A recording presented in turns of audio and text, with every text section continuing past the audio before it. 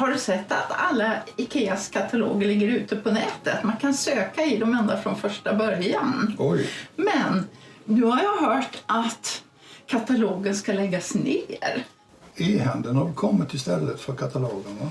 Ja, och jag märkte när jag skrev min bok och gjorde intervjuer att man fortfarande var lite skeptisk till e-handel. Man var lite försiktig. Man skulle lista sig, som Ingvar Kamprad sa. Men vi ska inte glömma en sak, att Ikea har ju haft postorderförsäljning från första början och sen kallar de det handla hemma. Var de inte lite sena med onlineförsäljningen? Jag skulle tro att hemsidan har fungerat som katalog ganska länge. Jaha. Hur ska de göra nu då, utan katalog? Man har sagt att man ska satsa just på hemsidan. Och så ska man satsa på, utställningslokaler inne i stadskärnorna. Och man kan nästan säga att man är tillbaka till ursprunget med en katalog nu, hemsidan, utställningslokal och så platta paket. Men vad händer med varuhusen? Ska de finnas kvar? Ja, enligt Ikea så ska de finnas kvar länge. Men alltså, de måste se till att varuhusen fortsätter att ha dragningskraft och vara ett utflyktsmål. Annars blir ju de här stora varuhusen utanför städerna bara en stor lagerlokal, ungefär som Amazons lager. Vad betyder katalogen för Ingvar Kamprad? Du pratade ju med honom om detta när du träffade honom. Nej, vi pratar inte om katalogen. Han har sagt och skrivit väldigt lite om katalogen. Kanske var den väl alldeles självklar. För att den betydde ju väldigt mycket från början. Och han skrev ju texter själv långt in på 60-talet. Och han var väldigt mån om att den skulle vara personlig. Och jag tycker faktiskt att det personliga tilltalet märks i katalogen.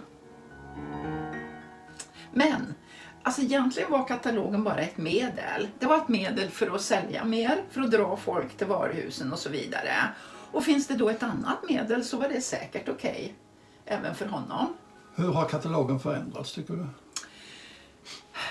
Ja, jag har ju gått igenom alla kataloger väldigt grant. Och jag tycker faktiskt att de mer och mer har börjat likna en vanlig inredningstidning, typ Sköna Hem. Hur ser den senaste katalogen 2020? Ja, jag har tittat på den här och jag tycker att det märks väldigt tydligt att den är i nedförsbacke. Att den inte har fått lika mycket resurser och så.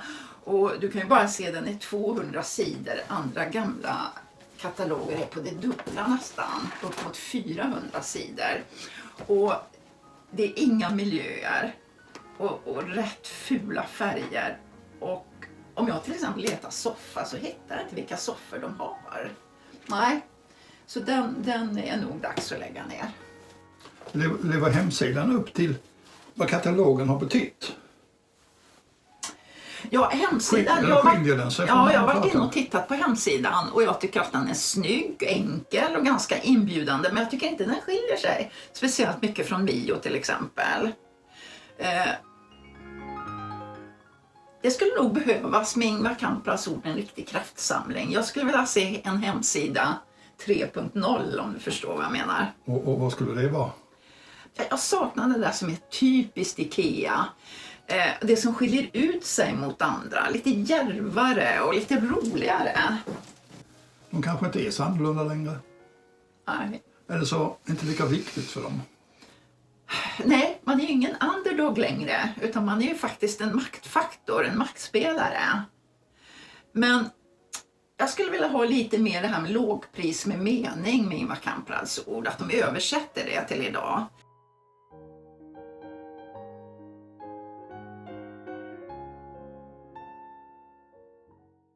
Jag tycker man har tagit ett steg tillbaka på något sätt. Du kan montera själv. Om du vill, säger man.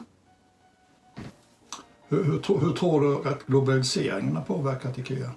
Jo, jag tror faktiskt att med åren så har det påverkat en hel del. Har du flera exempel? Ja, språket. Produkter med materiella fördelar. apropå hållbarhet.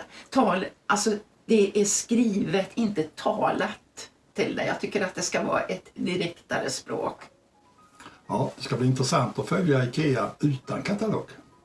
Ja, det var som Ingvar Kamprad sa. Det mesta är ogjort, underbara framtid. IKEA samarbetar ju ofta med kända designers. Ja, alltså design är ju väldigt hypat just nu. Och egentligen tycker jag att det strider mot Ikeas grundprinciper om produktionsanpassning och teamwork och sådär. Men det är ju designkollektioner som ger uppmärksamhet och ger press. Så jag tror de är tvungna. Ja. Och sen finns naturligtvis bra produkter. Det är kanske nödvändigt. Ja.